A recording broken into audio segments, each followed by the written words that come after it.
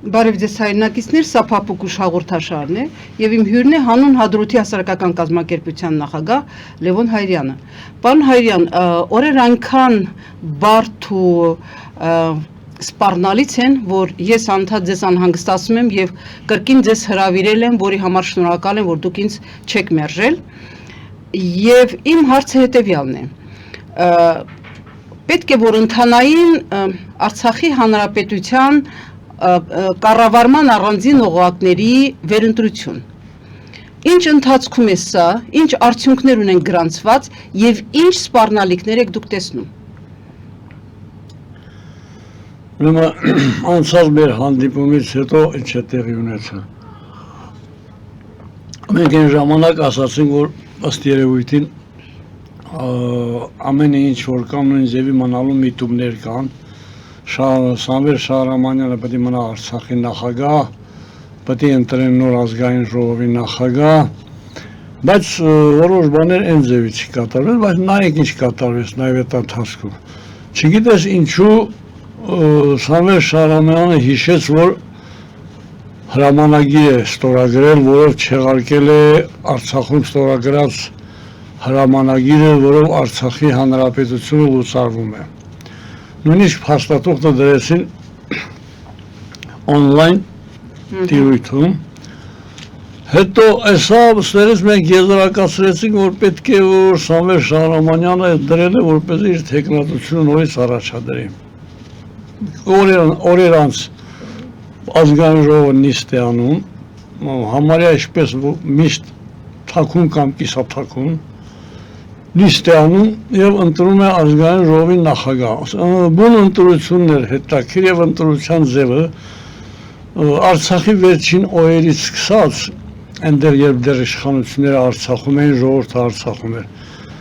պարլամենտի մեջ մեծ անհամաձայնություն կար մի քանի խմբավորումների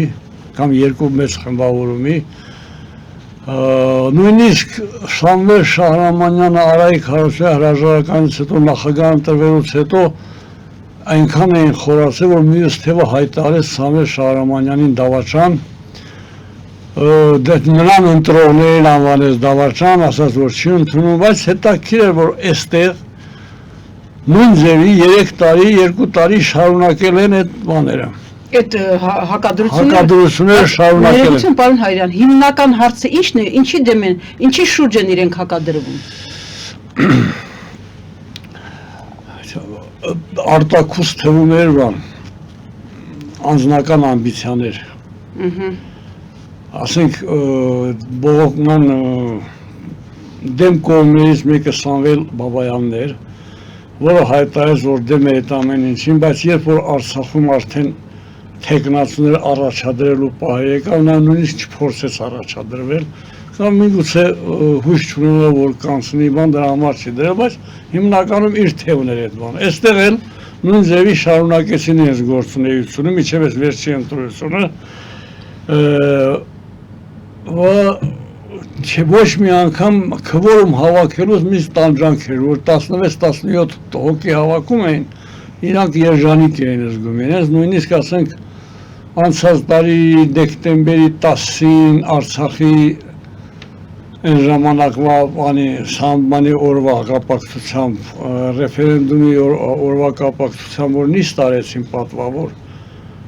մեզ էլ հրավիրեցին, մի կերպ քվորում էին ապահովել։ Հիմա այս անգամ 28 հոգի ներկայանում են, եւ 28 հոգի առանց պատանվելու ձայնն են տալիս մի մարդու միաձայն։ Լինեն իմանալով նրանց մոտեցումները, այդ նախկին խժդժությունները, բանություն ես կասկածել, որ ամենայն հավանականությամբ արտաքին ազդակների տակ է։ Ում են ընտրել ազգային ժողովի նախագահ։ Ազգային ժողովի նախագահ են ընտրել Ազատ հայրենիք կուսակցությունից, Ազատ հայրենիք ֆրակցիայից Աշոտ Դանելյանին։ Երիտասարդ տղա է, մաղթենք իրան հաջողություն իր աշխատանքում, շատ բարդ վիճակ է, նույնիսկ շատ փորձառուների համար դժվար կլինի դուրս գալու, բայց բոլոր դեպքերում այսպիսի դեպքերում կա մարդկան կամ փորձառու մարդիկ, որոնց խորհուրդներից կարելի է օգտվել, ինչպիսի դիրք կգրավի դեռևս անհայտ է։ Բայց այդ դեպքում ո՞նց եղավ, որ 28 հոգին էլ եկան եւ 28 հոգին էլ միաձայն Այստեղ է, որ եկել։ ես եզրակացնում եմ, որ 28 հոգին եկել են հատկապես արտաքին ազդակների ազդեցության տակ Հյուսիսից։ Հայաստանի իշխանություններն են խառնվել, ինչ են հետապնդում դրանով չգիտեմ, կամ էլ Հայաստանի իշխանությունները խառնվել են նույնիսկ երևի Մոսկվայի ցուցմունքով, ինչ են ուզում, նախորդ անգամ խոսեցինք, ասացինք, որ ուզում են հիմնականում Արցախը այսպես ոչ լուծարված, ոչ չլուծարված, լուծարված մնա, գործուն չդառնա, գործուն չդառնալու համար փորձում են պահել հավաքած պահել բանին ներկայացնում Արցախի, որպես ասենք նախագահի տակ լինի ամեն, բայց այստեղ կատարվեց հաջորդ քայլը նախաբան ազգային ժողովանի սեպտեմբերի 21-ին լրանում էր նախագահ Շահրամանյանի բանը շրջանը նախագահական, պետք է դրանից հետո 7 օրվա ընթացքում, թե 10 օրվա ընթացքում առաջադրվել նոր թեկնածու։ Ընդհանրապես թեկնածու չէ, եթե բոլորս չնայած եզրակացնում ենք, որ հավանական է Սամվել Շահրամանյանի թեկնածությունը վերընտրվի, մանավանդ որ իր այդ հրամանագրի չեղարկման փաստաթուղթներ դրել բան, ասենք երևի ուզում են մաքրի, որպեսզի դնի թեկնածությունը, բայց թեկնածությունը չդրեց, կարծում եմ, ոչ թե կարծում եմ, վստահ կարելի է ասել Հայաստանի իշխանությունների ճնշման տակ, այդ դեպքում ինչ են ներկայացնում, ինչ են ուզում Հայաստանի իշխանությունները, անհասկանալի է, եւ որ մի կողմից օգնում են, որպեսզի կամ ստիպում են, որպեսզի 28 պատգամավոր ազգային ժողովի նախագահ ընտրեն եւ արգելում են, որպեսզի ազգային բանի հանրապետության նախագահ ընտրվի։ Այստեղ նույն բանն է, ինչ որ նախորդ անգամ ասացի, որ ուզում են Արցախը լինի, ինչ որ բան, բայց գործոն չլինի։ Սա բանը պետք է լինի միայն շահառուն հիմնական պետք է լինի Մոսկվան, որովհետև ինչքան էլ այստեղ հայ գործիչները փորձեն մեկը Նիկոլ Փաշինյանին մեղադրի Արցախը լուծելու համար, մեկը Սամվել Շահրամանյանին Արցախի պատգամավորներին կեսը մյուս կեսին դավաճան ասի, Արցախի լուծարման որոշումը տվել է Մոսկվան։ Մոսկվան տվել է որոշումը, կարգադրել է Նիկոլ Փաշինյանին, Նիկոլ Փաշինյանն էլ կրակից շագանակները հանել է Արցախի իշխանությունների ձեռքով, որտեղ բոլորն էլ գիտեն, որ դրա համար պատասխանատվություն են կրելու ժամանակի ընթացքում։ Հիմա այսօր կոնկրետ ինչ է կատարում, դեռևս չենք հասցրել խորան, ինչ է կատարում, ինչու ոչ միայն չընտրվեց, Սամվել Շահրաման չդրեց, թե նույնիսկ չհայտարարեցին, որ կարող է մի ուրիշ ցանկներ բան լինի։ Ու նայեք, այն մյուս թեւը, որ Սամվել Շահրամանյանի Ստեփանակերտում ընտրվելուց հետո ցեն հայտարարել, որ դավաճան ալի գիտեմ աչեն ընդունում 22 հոգին չի կարող նախագահ ընտրի բան, նախորդ այդ թևի ներկայացրել Սամվել Բաբայանն է, ինչ որ մեկը կա այնտեղ Հայկ Խանոյանը, նախորդ հայտարարել, որ իրենք չեն դնելու թեկնածություն։ Այսինքն երևի Հայաստանի իշխանությունների հետ նրանց կապերը մի քիչ ավելի շատ է, քան Շահրամանը, Հայաստանի իշխանությունները զգուշացրել են, որ պետք է նախագահ չլինի, դրա համար նրանք նախորդ հայտարարել, որ չեն դրելու իրենց թեկնածությունը։ Բայց ինչու չպետք է լինի նախագահ։ Ձեր կարծիքով այդ դեպքում արտաքին ճնշումը ինչ է այդպես է ուզում։ Նիկոլ Փաշինյանը ինչու է այդպես ուզում։ Չի կարող բացատրել, ռուսից կարգադրություն է ստանում, որ այդպես պետք է լինի։ Հիմա նույն բանն է, էլի, ասենք հիմա հետաքրքիր է, մի քիչ հարցից շեղվենք, բայց նույն հարցի հստակ պատասխանումը այդն է։ Ասում է բնակարանային ծրագիր, ասում է բնակարանային ծրագրից օգտվելու համար արցախցին պետք է հրաժարվի Հայաստանի քաղաքացիությունից, Արցախի չէ, Հայաստանի էլի Հայաստանի ենք, էլի մեր ազգագրի մեջ գրած էր Հայաստան։ Այո, հասկացա ձեր փոխադրական Հայաստանի քաղաքացիությունից հրաժարվի նոր Հայաստանի քաղաք։ Երբ որ ասում եք ինչու, Նույնիսկ մեր Արցախի մեր գործընկերները, մեր ընկերները, որ գնում են հանդիպման գալիս կառավարությունից, ասում են, այս պահանջը դրել են, ասում եմ հանեք, ասեք որ չենք ուզում այդ պայմանը, ասում եմ չի լինի, ինչու չի լինի, որովհետև անձամբ Նիկոլ Փաշինյանն է այդպես ասում, այսինքն այս երկրում իրավունք չկա, արդարադատության նախարարություն չկա, օրենքներ չկա, անձամբ Նիկոլն է այդպես, այսինքն մենք ոչ թե Հայաստանի քաղաքացիություն ենք ստանում, այլ Նիկոլի քաղաքացիություն ենք ստանում։ Դա համար ուստի նույն այստեղից առիթից օգտվող Արցախի բոլոր քաղաքացիներին կոչ եմ անում չընդունել Նիկոլի քաղաքացիություն։ Մեկ, դե հասկանալի է որոշ մարդիկ ծառայության բերումով զինվորականներ, ոստիկաններ եւ աշխատելու համար պարտադիր ստիպում են, որ այդ դեպքում կարելի է ներել այդ մարդիկ հիմա Կամ անձնագրի ժամկետը լրացել է, ինչ անի։ Ոչ մի բան թողցանի, փախստականի փաստաթղթը թող յովազնա։ Հիմա նորից եմ ասում, ստացվում է որ քանի որ ինձ ասում են, մեզ ասում են, որ դա անձամբ, չեն ասում, օրենքը այսպես ա, պետությանը այսպես ա, անձամբ Նիկոլ Փաշինյանն է այդպես, անձամբ Նիկոլ Փաշինյանի քաղաքացիություն ենք ընդունում, էլի։ Նորից ենք ասում, 100 անգամ ասել ենք, դու էլ մեզ հետ գնացել, երբ գնում էինք կառավարության պետության համապատասխան օրգաններ 3 տարի, մեզ ասում էին, ձեզ փախստականի կարգավիճակ չենք կարողանում տակ, քանի որ դուք Հայաստանի քաղաքացի եք, հանկարծ որոշել են մի քշերում, այնչն է հետաքրքիր, կյանքում հետաքրքիր բան կա,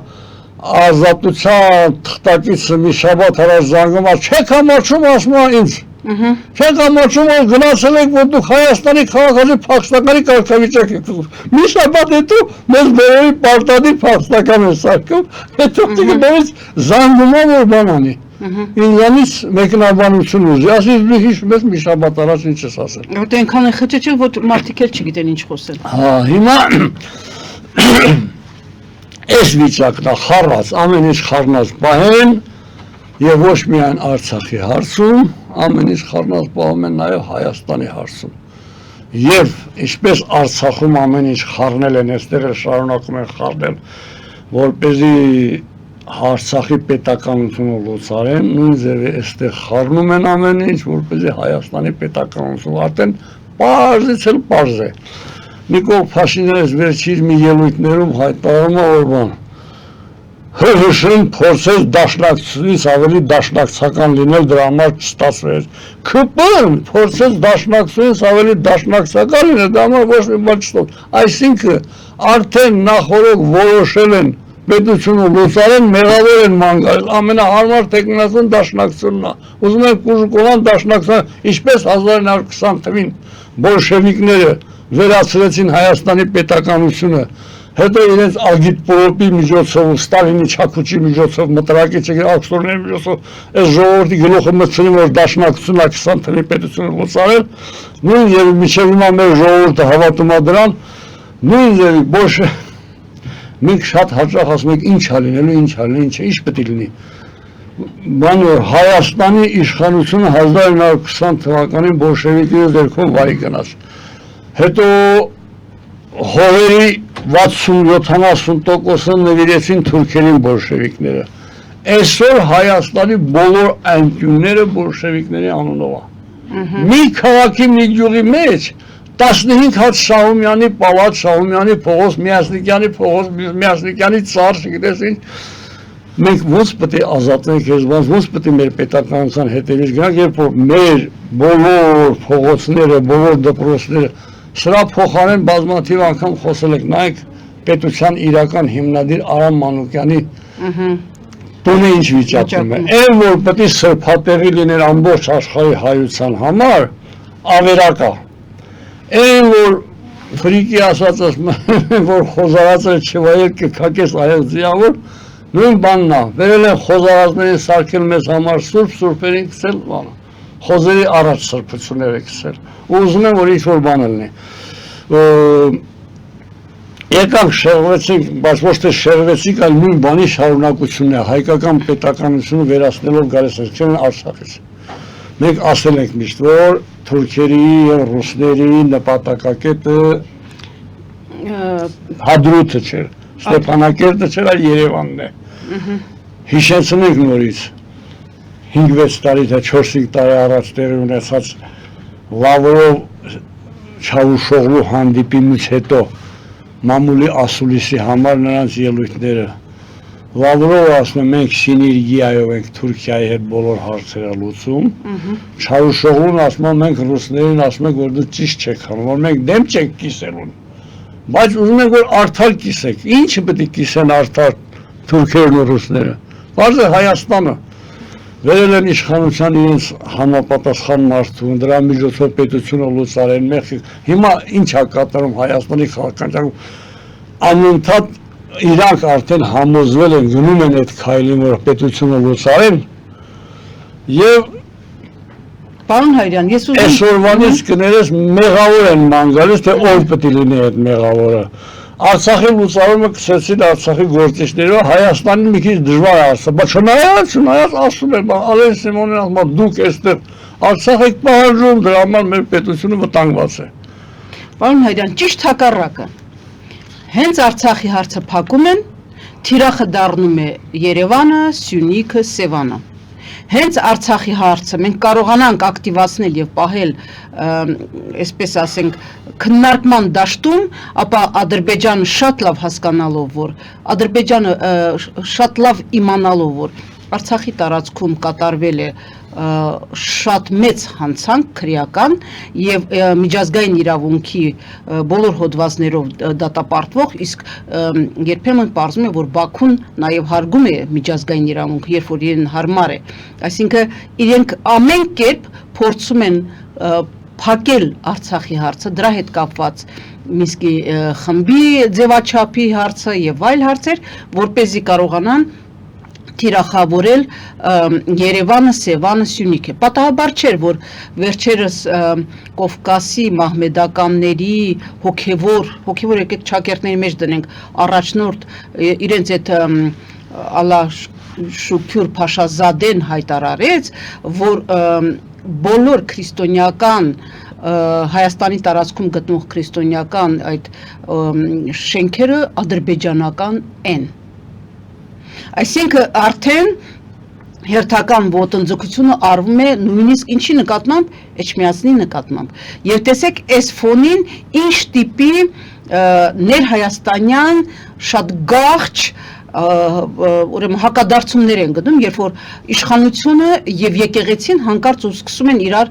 հոշոտել այսինքն մենք այսպիսի հոշոտման երևույթ տեսանք երբ որ Ղարաբաղցի հայաստանցի մեջ գցեցին այդ հարցը կարծես թե մի փոքր շտկվեց անցավ սրանք բոլորը պրոյեկտներ են արտաքին պրոյեկտներ են սրանք Կրեմլ, Բաքու, չգիտեմ, Անկարա, համատեղ այսպես մշակած պրոյեկտներ են։ Հիմա հաջորդ պրոյեկտը դա Հայաստանի Հանրապետության իշխանություն եւ հայոց եկեղեցի բախումն է։ Ուր է տանում սա։ Ինչն է խնդիրը։ Նայեք, ուրեմն դեռևս 20 թվականի պատերազմից հետո ռուսները արդեն սկսեցին մի քիչ ակտիվ այնտեղից ասել, որ Հայաստանը ցանցային հայերը ցանցային ժողովուրդ են, ամբողջ աշխարհում կան, նրանք կարող են դառնալ աշխարհի համար օրինակ, այսինքն հայերի գլուխը յուղելու համար, որ բանը, ասենք, դառնան on-line ալկ դառնան, կարճ ասած մոտավորապես եւ հող չունենան։ Այդ գաղափարը 5 գաղափար։ Այո, բայց 20 թվականում մի քիչ ավելի ակտիվացել, օգտագործել ու հայերի մեջ ինչ-որ մարդիկ կա հիմար Տիգրան Սարգսյան, նախկին վարչապետ։ Մենք մի անգամ խոսել ենք այդ այդ մարդը Հայաստանի պետության Արցախի քայքայման բանի գործում երևի ավելի մեծ դեր ունի, քան Ռոբերտը, Սերժը, Լևոնը եւ Նիկոլ։ Նույնիսկ կարած միասին վերցրած խոսել ենք, որ 8-7 թվականի վարչապետ դառնալով ինչպիսի քաղաքականություն է առաջ քաշել, ինձ այստեղ ձեր հետ ենք խոսել, ոնց որում Սերի կարդինալ, որ ասում են հենց դա է, ոչ մեկը չի հետաքրվում դրանով։ Իր ապօրինի գույքը ավելի պակաս չի, քան ասենք Սերժ Սարգսյանի կամ Ռոբերտ Քոչարյանի, բայց նույնիսկ ապօրինի գույքի ցուցակում Նիկոլ Փաշինյանի չկա։ Ինչու որտեղ Ռուսաստանը արգելում է։ Նիկոլ Փաշինյան թե Տիգրան Սարգսյան։ Նիկոլ Փաշինյանի ցուցակում կազմած ապօրինի գույքի Տիգրան Սարգսյանը չկա։ Ինչի հանուն ինչի պետք է Նիկոլը հանի դրան Ռուսաստանից առաջադրանք է ստացել։ Հիմա նայեք Էջմիածնի ու Փաշազադեի հարձակումները, մենակ այդ չի։ Նայեք, Ռոբերտ Քոչարյանը սկսեց հայհոյել Սերժ Սարգսյանին, Սերժ Սարգսյան, Ռոբերտ Քոչարյան, երկուսով Նիկոլ Փաշինյան այդ երկուսին։ Նիկոլ Փաշինյան առուտից օգտվել հայհոյում են դաշնակցություն, այսինքն ժողովրդի գլուխը խառնում են, Այո, գլուխը խառնում են, ազգի գլուխը խառնում են, որպեսզի պետականության լուծարումը սղացնեն գնա։ Նիկոլ Փաշինյանի երազանքն էլ այդ խաչմերուկում նայող լինելն է, նա պետություն պետք չի։ Նիկոլն ու իր խումբը ազգային հարցերը, պետության հարցերը հասցեն են վատ վիճակի, որ նրանց համար ստացվում որ ինչքան վատ իրենց համար լավ, որտեղ եթե պետություն մնա այստեղ ինչ-որ ձևով, վաղ թե ուշ պետք է պատասխան տան իրենց հարազատների համար։ Դրա համար խառնում են ամեն ինչ։ Իսկ այդ խառնելուն մի Կրեմլը, հիմա նայեք, ասում եք, մենք հիմա նստած ազգոյի կամ Էջմիածինը հարձակվել է Փաշազադեի, ինչ այդպես է։ Բայց Փաշազադեն հենց ռուսական նույն նարատիվն է կրկնել, որ հայերին պետություն պետք չի, դառնան ցանցային ազգ, Էջմիածինն էլ Վատիկանի նման դառնա հայերի կենտրոնը։ Այսինքն հրաժարվեք ձեր պետականությունից, սա Փաշազադեն հնարավոր չէ առանց Մոսկվայի այսպիսի բան անի։ Ու Էջմիածինը շատ կտրուկ պատասխանում է Փաշազադեին։ Yani դու ով ես, այսինքն այստեղ ուրիշ մեսիջ կա, որ մենք Կրեմլի հետ հարաբերություն ունենք, դու ով ես, որ խառնում ես։ Դրանից հետո Կրեմլը խառնում է Նիկոլ Փաշինյանին, Էջմիածին հայհոյելու հարցում, ու եթե նկատել եք, եթե Փաշազադեին կտրուկ կոշտ էլ պատասխանել, Նիկոլ Փաշինյանի պատասխանը եկեղեցու անատամ է։ Այսինքն բանի եկեղեցու եւ հայության հարցերում Մոսկվայի ավելի մեծ ակուլանա խառնվել, Նիկոլն է խառնվել, Փաշազադեն չի, որ Էջմիածինը վրան թպրտա, վաղ բխելով են պատասխանում Նիկոլ Փաշինյանին։ Մի խոսքով այդ խրդությունները կարգավորումները Մոսկվայից է։ Ես անցած անգամ ասել եմ, կրկնենք, Հայաստանում պետք է ընտրվի 26 թվականին նույն պարլամենտը, որ հիմա կա, Մոսկվայի երազանքն է։ Նիկոլ Փաշինյանը մի քիչ ավելի թույլ, որպեսզի այն պարլամենտի կրեմները չլինի մի դարպասի վրա ֆուտբոլ։ Հիմա ամեն անգամ քփն շատ է, չէ, հաղթում է։ Մի քիչ Նիկոլի դիրքերը կթուլացնեն, որպեսզի այնտեղ խրդժությունը շատ լինի։ Էս է բանը։ Խրդժությունների հիմնական պատճառը էս է Ռոբերտի Սերժ Սարգսյանի մեղադրելը, Սերժ Սարգսյանի Ռոբերտ Քոչարյանի մեղադրելը երկուսով միասին Նիկոլն ով է բերել Նիկոլին ասում է։ Ով է։ Մեկը չի ասում ռուսն է։ Նույն բանալը Ղարաբաղի հարցում։ Ասում է կաթոլիկոսը քաջություն ունեցել եկեղեցի միջազգային ժողովում, ասի որ Թուրքիան Արցախում Ադրբեջանին օգնել է ցեղասպանություն քշի։ Աշխարհը գիտի, եփած հավը գիտի, որ Արցախը քշել են Լավրովի պլանով։ Լավրովի անունը չեն տալիս, Էջմիածին Լավրովի, իմիջիայից Էջմիածին ու ռուսների հարաբերությունների մասին մի քիչ ավելի բան խոսում։ 805, 808, մեկ էլ 12 թվականին կարծեմ 2-3 անգամ թավանել են ռուս զինվորականը Էջմիածինը։ Կա այն ժամանակվա կաթոլիկոսների հոգևորական ներկայությամբ։ Մի անգամ Էջմիածնի կողմից ռուսների մեղադրող խոսք չես լսի։ Ասպասի բարասի, մենակ էդ են ասում։ Քեզ դու երբևէ հետաքրքրես թե հայ բանի հոգևորականների ինչի մենակ կաթոլիկոսի խույրին կա խաչ։ Եպիսկոպոսների չկա։ 1828 թվականին Եկատերինան ավոր, քանի որ ռուսները հայ եկեղեցուն հայտարարում են որ աղանդ է դա եկեղեցի չի, վառված են դերևս։ Իրանք Քալկեդոնից հետո ուղղափառների շարունակությունն են, Բյուզանդիայով գնացել են այնտեղ, ընդ որում Բյուզանդիայի հայերի միջոցով։ Հայ եկեղեցու դեմ վառված։ Այն որ ասում են Ադրբեջանը ալբանացնում է եկեղեցիները, ռուսների քաղաքականությունն է, պրոստը տանուլ են տվել, ոնց որ Արցախի հարցում են տանուլ տվել, մտածել են ալբանիզացիա անեն, հետո ասեն ալբանների հետնորդները մենք ենք, մեր եկեղեցին է, ռուսական եկեղեցին է, եւ հայկական եկեղեցու առաջնայնությունն են կտրացել են, իրանց գործն է, հիմա հարցը մեր կրոնավորներ, մեր եկեղեցականների ու մեր քաղաքական դասի բանի մասին է։ Այո։ Հիմա ես հստակ գիտեմ, ես չամբողջ աշխարհը գիտի, ով մի քիչ անբրիժ ջոկում է։ Լավրովը պլանը գծել է, տեսել են, որ Ադրբեջան, Ռուսաստան ուժերը այդ երկուսը չի հերիքում, եւ քաղաքականապես եւ ռազմական Արցախի հարցը լուծելու, կանչել են Թուրքիային օգնությամբ։ Առանց ռուսի հրավերի թուրքը չէր գա։ Վկա Աղդամում տնկած բանը Թուրքիայի դրոշը, Աղդամի դրոշը, Թուրքիայի դրոշը Աղդամի գործը, որ ռուսը ասում են հազարամյա տիրապետության բանն է, դրանից հետո պարսիկներն են տեր կանգնում, ասում են մերն է, եթե ռուսինը չի մերն է, Թուրքիայի դրոշը իր գործն է Աղդամ։ Այսինքն Լավրովը պլանը կազմել է, հաշվարկել են 16 թվի կռվի հետացույց տվել, դրանից առաջ դեպքեր, որ Ադրբեջանի ուժը չի հերիք, Ռուսաստանը չի կարող շնայդ այդքան զենք հատվել, օգնի որպեսզի Արցախը վերցնեն, հրավիրել են Թուրքիային։ Հրավիրել են Թուրքիան ու կրակի մեջ են եկել, Թուրքիան գալուց հետո Թուրքիան հիմար չի, որ հայկական բանը հենց եկել են վերջացրել Շուշիի դեկլարացիա են արել Թուրքերն ու Ադրբեջանը, որի տակից ռուսները դուրս չեն գա, հետո անգամ երազում են 200 տարի հետ գան այստեղ նորից գրավեն, այս Շուշիի դեկլարացիայի տակից չեն կարող դուրս գան իրանք, որտեղ իրանք իրաց թուրքերը հասկանալով որ արդեն իրենց գործը արել են, հստակ այդ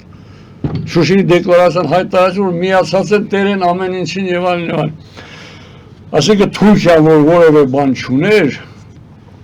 հաստատային հիմք չուներ դեռ մտնելու զորքով, այդ Շուշիի դեկլարացիան են ապագայի համար մանրատար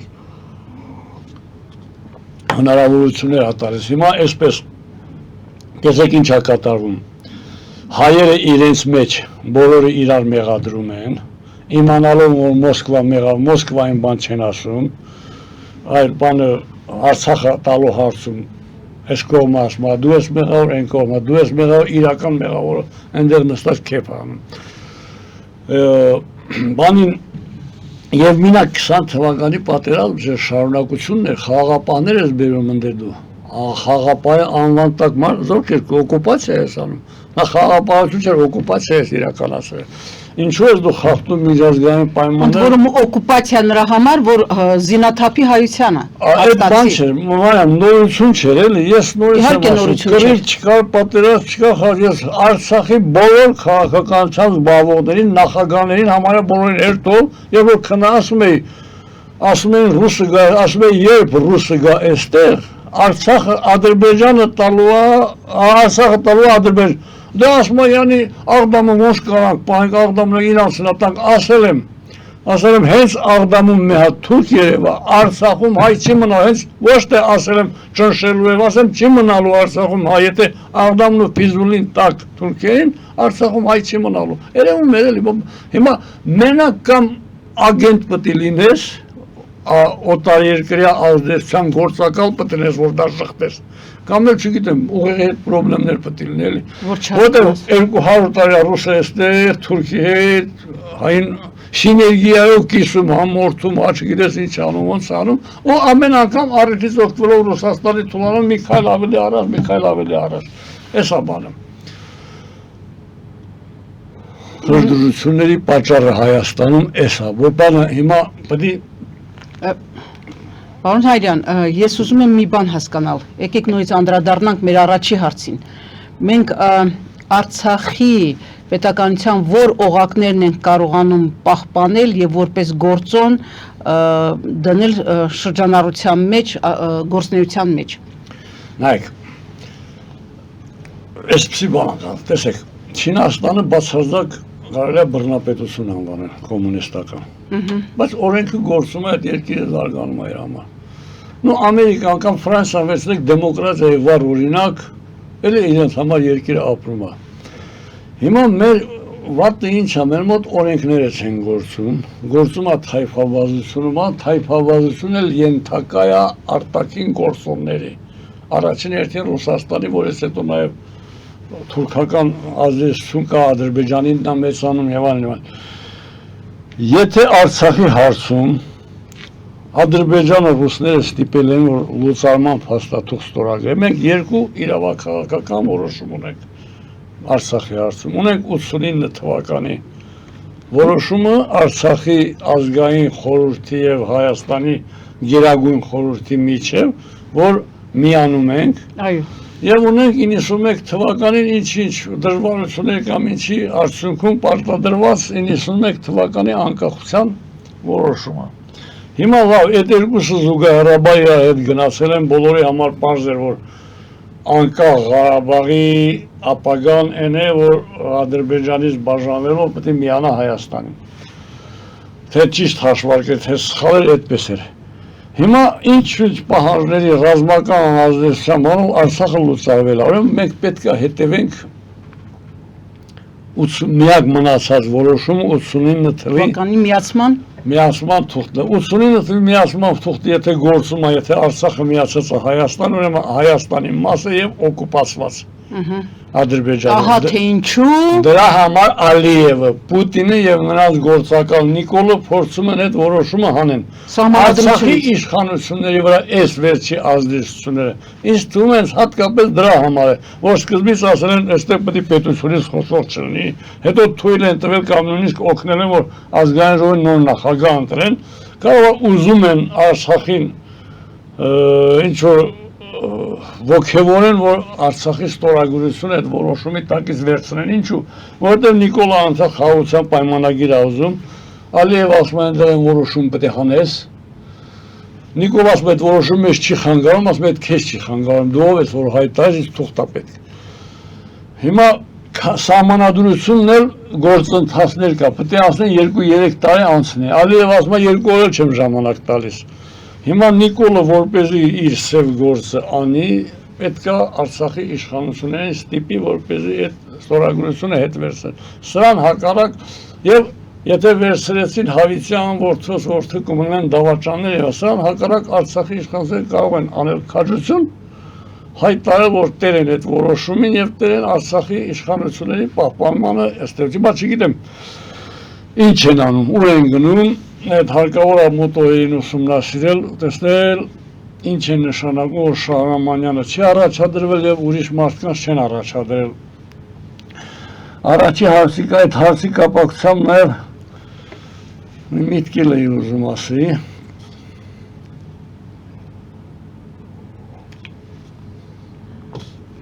Պարոն Հարյան, իսկ միջև ձեր միտքը դուք կհիշեք, իսկ Արցախի իշխանության այդ օղակները կարողանում են տեր կանգնել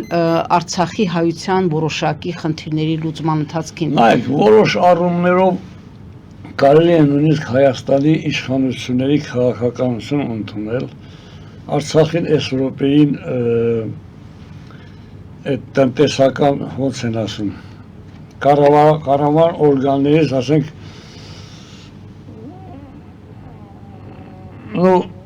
տնտեսական մասը երևի այնքան պետք է, մեզ պետք է մի լեգիտիմ մարմին, որպեսզի միջազգային հանրության առաջ ներկայացնի մեր հարցերը։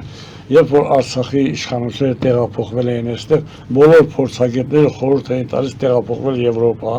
որպեսզի չխանգարեն այստեղ ռուսներն ու թուրքերը չխանգարեն, այնտեղից Արցախի համար Նիկոլ Փաշինյանը նաև այդ արեց, ոնց որ ասես կալանավորեցին Արցախի իշխանությունները Հայաստանում, նույնիսկ պարզ է բոլորի համար, որոնք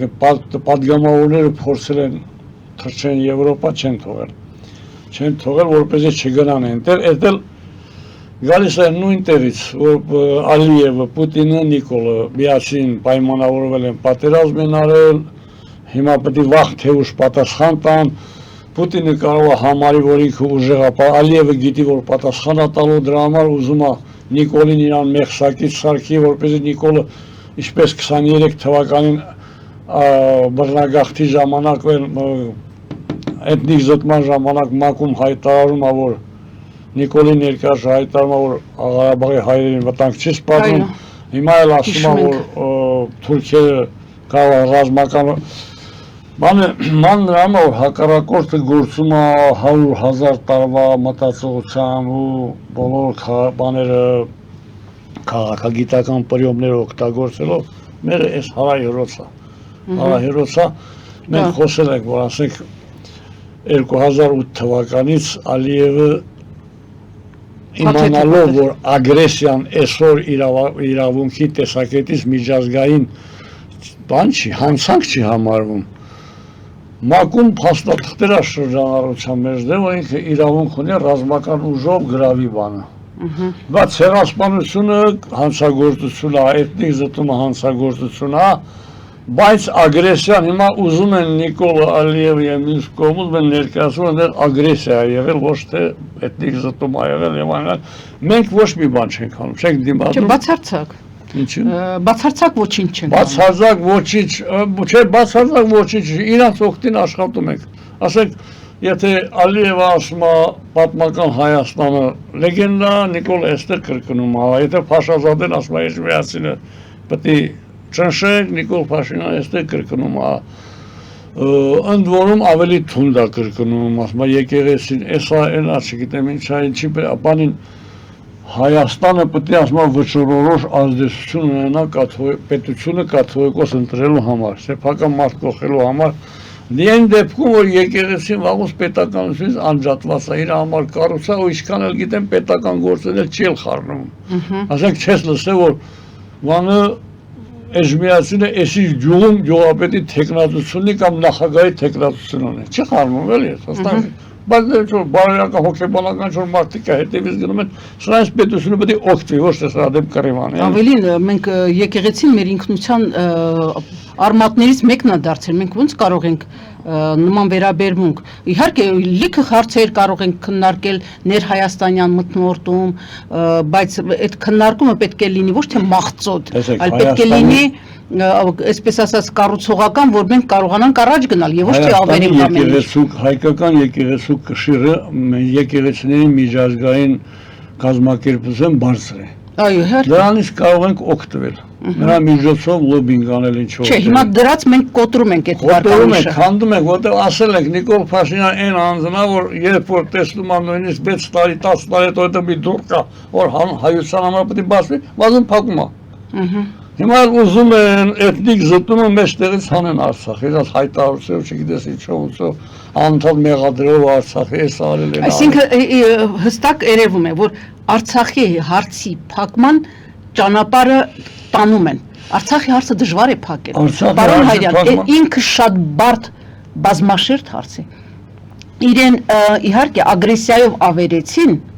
ցեղասպանելով ավերեցին, բայց իրավական դաշտում Արցախի հարցը շատ դժվար է փակել։ Դրա համար մեզ հիմա ամեն ինչ անում են, որ մենք Արցախի հարցից շեղվենք դեպի հայոց եկեղեցի եւ այլ խնդիրներ։ Եզրակացության, որ Արցախի հարցը կարելի է արցախցիների ձեռքով փակել, դրա համար այս Արցախի կառավարության իշխանության մամլեշուր այս ամբողջ խառնաշփոթը սարքել են։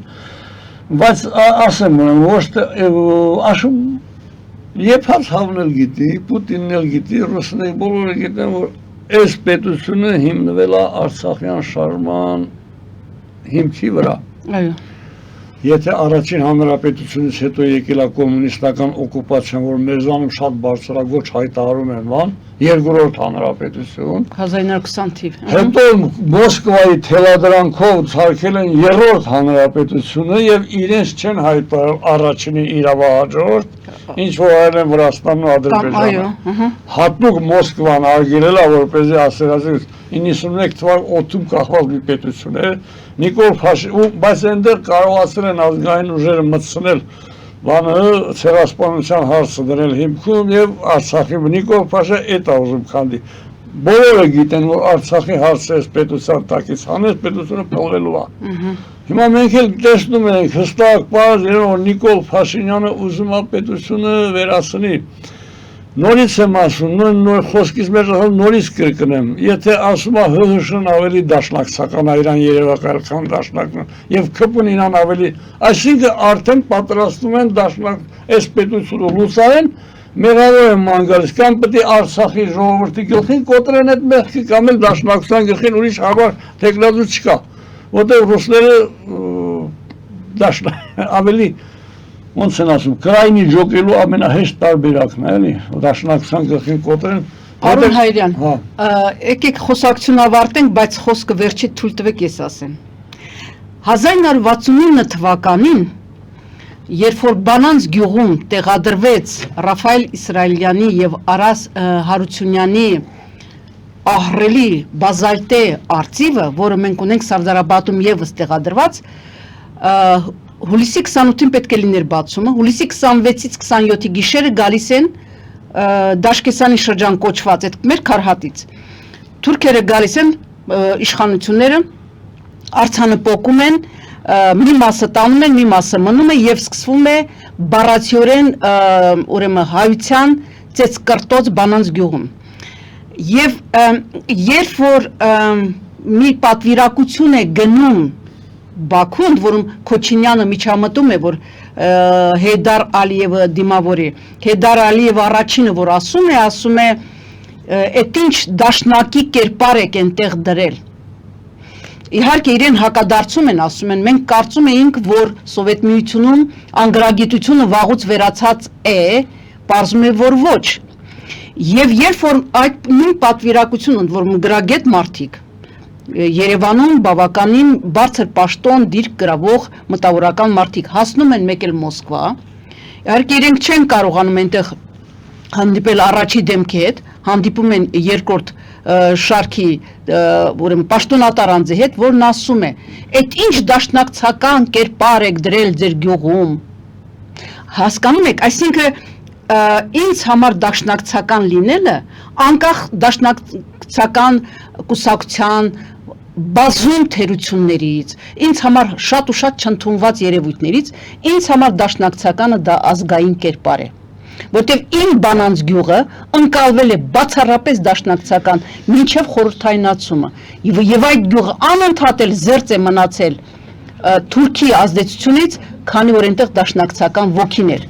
Հենց դառավ խորհրդային, ինքը դառավ մաշվող, վերացող գյուղ, եւ այսօր էլ այն թրքացած է։ Մի բան է դաշնակցանը չընդունելը, մի բան է դաշնակցանը հայհոյել։ Դաշնակցան հայհոյելու հիմքը դրել են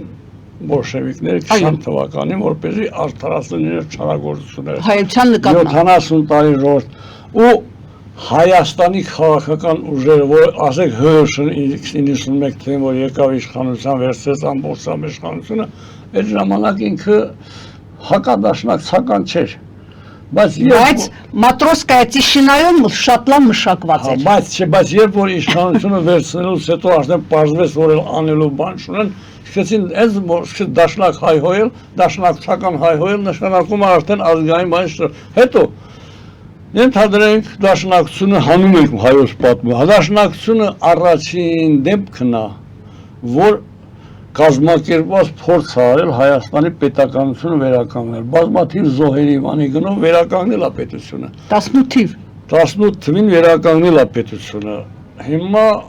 ինքնապաշտպանությունը իրենք էին կազմակերպել 1905, 1906, ոնց կարելի է մոռանալ։ Բացի 90 թվից մինչև 20 թիվը, չնայած պետությունն, բայց գաղափարական, ազգի գաղափարական գոյության հենքը դաշնակցությունն էր։ Այդ մեզ տվեց նկարիչներ, գրողներ, բանաստեղծներ, չնայած Երեշե Չարենցը ինքը հակադաշնակցական հայտարարություններ ունի, բայց ինքը դաշնակցական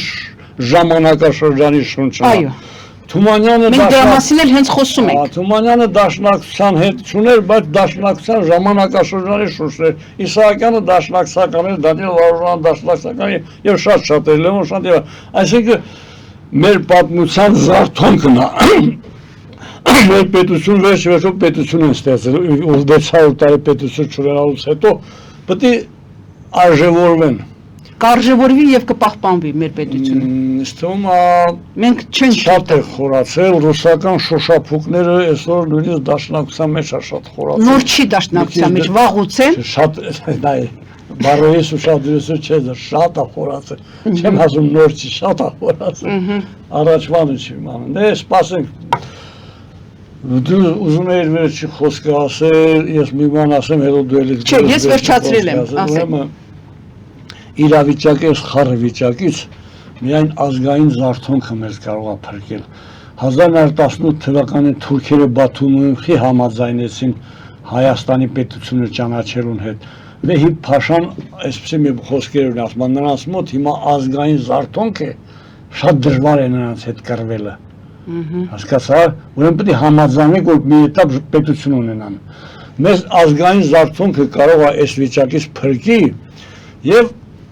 հիշեք, ես ռուսի դեմ չեմ, ռուսը իր շահ ունի, թուրքը իր շահ ունի, վրացին իր շահ ունի, հայը առաջ պետք է իր շահ ունենա, իր շահը չպետք է զոհադասի թուրքի շահին, ռուսի շահին, ռուս սիրի, բայց քո շահը, էլի գանք նույն Արամին, ասում է հայերով ոչ ոք չի հետաքրքրում շոշափելի օգնություն ցուցադրելի մտքով, ընդհակառակը կա դավադրական վերաբերմունք։ Ինչը պետք է սովորենք արամից հետևենք, ես այս օրերի մասին ասում եմ, միայնակ ենք եւ պետք է ապավինենք միայն մեր ուժերին։ Մարդը ապավինեց միայն իր ուժերին եւ հասավ հաջողության։ Ես չգիտեմ մի ազգ, պատմությունը չգիտի մի ազգ, որը պայքարել է ու պարտվել, եւ չգիտի մի ազգ, որ առանց պայքարի ինչ-որ բանի հասել է։ Մենք պետք է միավորվենք ազգային զարթոնք ապրել։ Նիկոլ Փաշինյանը, այն մնացած բևերները, այլ եթե հասկանում ես, որ քո գոյությունը ազգիդ ու պետականությանդ վնաս է, այն կողմ գնա։ Բանին բոլորը, մնանք բոլորը ովքեր գիտեն, իրանք իրաց մեջ ավելի լավ գիտեն, մենք քիչ գիտենք, իրանք լավ գիտեն, թե ռուսների հետ ինչքան, այսպես ռուսան զապիտնյալ, ինչքան են բանարած։ Պետք է իրենք հրաժարական տան, իրենք էլ օգնեն մի նոր ոնց են ասում, համաձայնության կառավարության, ազգային համաձայնությամբ, որ եւ ընդ որում բոլոր այսօրվա գործող ակտորները պետք է հրաժարվեն դրա մասնակցել, պետք է հրաժարվեն նախկինները, պետք է հրաժարվեն ներկաները, իրանք իրանց բան են արել, զապիտնատ են արել, նույնիսկ ռուսերը ասի, պղտորել են, իրանց կեղտոտել են, չեն կարող աշխատել, իրանք պետք է իմանան, իրանք չեն կարող աշխատել, պետք է նրանք հեռանան, սրանք հեռանան, նրանք չգան, ընդհակառակը սրանք էլ նրանք էլ պետք է աշխատեն բերեն մարդիկ, որոնք մաքուր են, որոնք պետք է երկրի համար մտածեն, կա այդ ռեսուրսը։ Այո։ Իրանք պետք է ռուսների ու թուրքերի առաջադրանքով այդ ռեսուրսի դեմ կռվելուց դադարեն օգնեն այդ ռեսուրսին, որտեղ իրանք իրենց ճակատագիր, իրենց թորների ժողովուրդի ազգերուների ճակատագիրն է որոշում ազգային գործը խափանելով։ Այս իմ վերջի խոսքը դեր։ Այո, ես Կոչ անենք ժողովրդին զարթոնքի եւ ազգային պետության հետևից գնալուն։ Ես վստահ եմ, որ իմ ժողովուրդը ունի ներուժ զարթոնքի նոր ալիք սկսելու, վերհանելու, որտեղ հարատևելու այլ եղանակ չկա։ Հիմա այն դարաշրջանն է, որ յոլա գնալ հնարավոր չի։ Հայրենակիցներ, շնորհակալ եմ ուշադրության համար, հիշեցնեմ, որ ես զրուցում էի Հանուն Հադրութի հասարակական կազմակերպության նախագահ Լևոն Հայրյանի հետ։ Շնորհակալություն, ստեսություն։